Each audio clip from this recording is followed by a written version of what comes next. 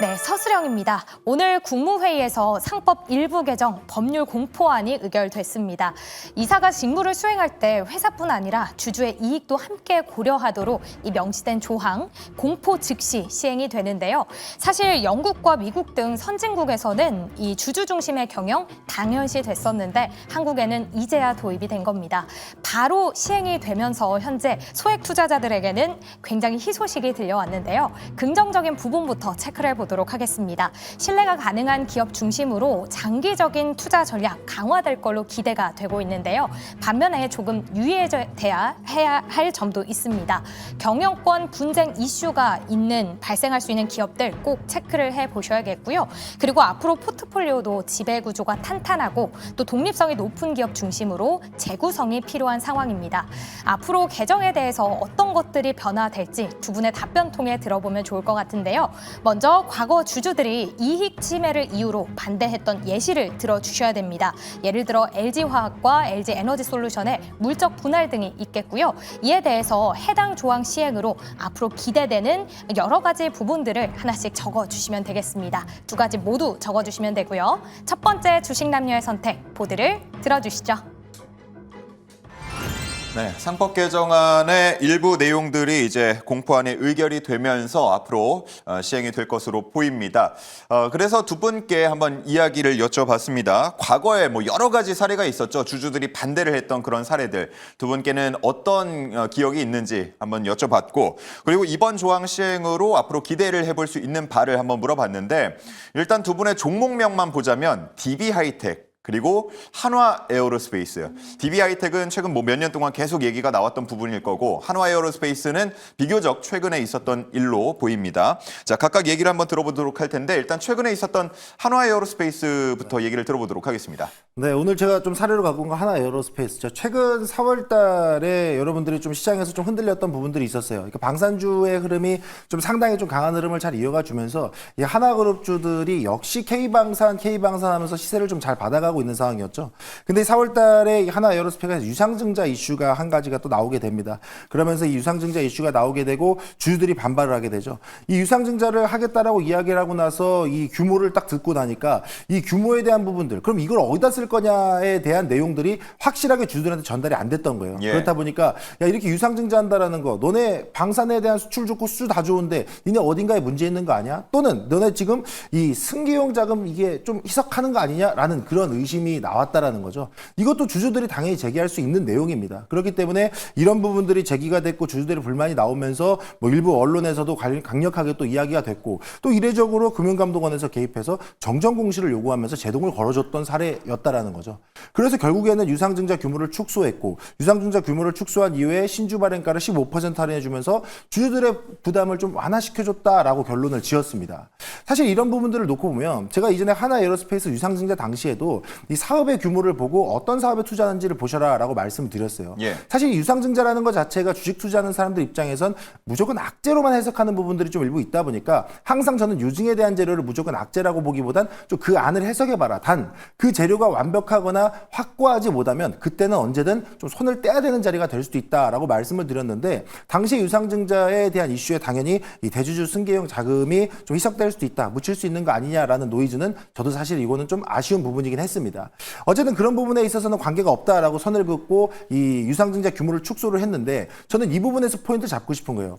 이제는 유상증자가 됐든 분할이 됐든 합병이 됐든 주주들이 목소리를 낸다라 그러면 그 목소리를 들을 수 있는 환경이 펼쳐진다라는 겁니다. 옛날에 그 어떤 프로그램에서 이 추성훈 선수님께서 아저씨 무시하지 마 이랬어요. 그죠? 예. 이제는 주주 무시하지 마라고 돼버리는 거죠.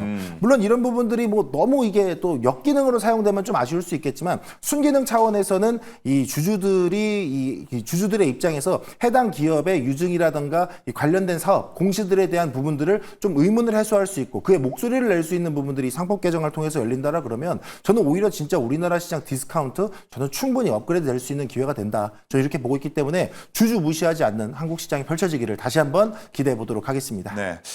얼마 전에 이제 일반 공모 유증이 마무리가 됐고 흥행했다라는 평가를 받고 있습니다. 그리고 앞으로 이제 한화에어로스페이스 케이스가 어떻게 해나갈지 어떤 결과를 낳는지 봐야겠습니다만 해외 생산 능력, 합작법인 설립, 스마트 팩토리 구축 등등에 돈을 쓸 것으로 보이는데 앞서서 말한 그 역효과라는 부분이 있잖아요. 그렇죠. 그러니까 이렇게 좋은데 쓰겠다라고 하지만 주주들 입장에서 봤을 때는 근데 그거 좀 아닌 것 같은데 라고 해서 제동을 걸 수가 있단 말이죠. 그렇죠. 오히려 상법 개정안으로 회사들이 뭔가 추진을 하는데 반발력 을좀 잃을 가능성은 없을까요? 어떻습니까? 사실 그것도 이제 제가 우려하고 있는 부분 중에 하나예요. 이제는 주주들의 목소리가 커지다 보니까 해당 기업에서 오히려 좀 위축된 투자를 이끌어낼 수도 있다라는 점. 이게 살짝 우려이긴 한데 사실 저는 이 부분은 어느 정도 금감원에서 금융감독원에서 좀 제재를 해줄 필요가 있다라고 생각이 드는 거죠. 그러니까 무조건 주주들의 목소리를 듣기보다는 주주들의 목소리가 들렸다. 그러면 공시 요청을 하는 겁니다. 그럼 그 공시 요청을 통해서 해명을 하면 돼요.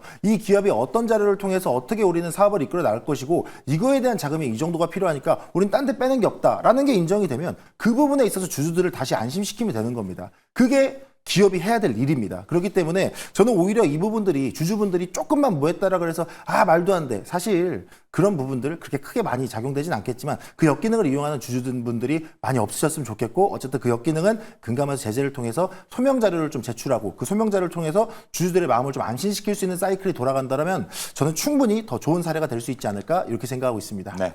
뭐 최근에 이제 주주분들은 워낙 또 수준이 높아졌고 그렇죠. 함께 의견을 나눌 수 있는 공간들도 많아졌다 보니까 뭐 이런 유증 사례 또 한 번 있다 그러면 조금 더 면밀하게 들여다보는 그런 기회가 되지 않을까 하는 생각이 들고요.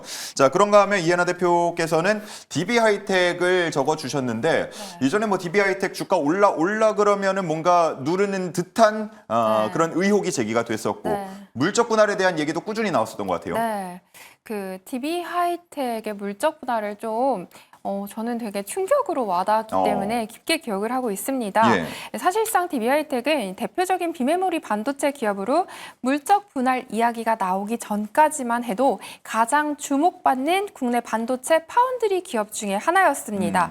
그 대만 TSMC와 같이 이제 첨단 공정은 아니지만 파운드리 기업이고 또 이제 2021년, 2022년 고속 성장을 이어나가면서 사실 최선호 반도체 기업으로도 손꼽히기도 했었습니다. 그런데 현재 하이텍은 일단 첨단 로직 중심이 아닌 저전력 그리고 비첨단 아날로그가 위주다 보니 AI 사이클에서 제외가 되면서 이제 좀 소외된 방향도 있는데요. 근데 그보다 이제 더 중요한 것은 2023년 바로 물적 분할 이슈가 있었습니다. 예.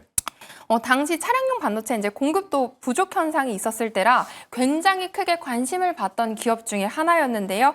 당시 주총 직전에 정말 기습으로 물적 분할 소식이 전해지면서 주가가 폭락세를 이어갔고 단기간 내 고점 대비 50% 가까이 하락했었던 사례가 있습니다. 그 이후 이제 다행히도 이후에 강성부 펀드가 개입을 하면서 주가가 일시적으로 회복을 했었는데요. 그때 정리 이후에 저는 이 DB 하이텍이라는 기업은 사실 이대로 정말 신뢰를 크게 잃었기 때문에 투자 포트에서는 완전히 제외된 계기가 되기도 했습니다. 예. 근데 이제 요번에 최근에도 또 삼성 SDI도 유증을 했죠. 이렇게 이제 대한민국 주식 시장은요, 사실 주주를 기만하는 게 굉장히 만연한 일입니다.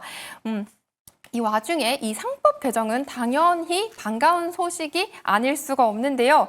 이렇게 되면 일단 주주 이익 고려 의무가 명문화가 되는 거기 때문에 주주의 이익이 이제 이전보다는 정당한 고려 사항으로 자리 잡게 되면서 자연스럽게 이제 전체 주주의 이익을 고려한 책임감이 당연히 기업 입장에서도 강화될 수밖에 없을 거라고 생각하고 있습니다.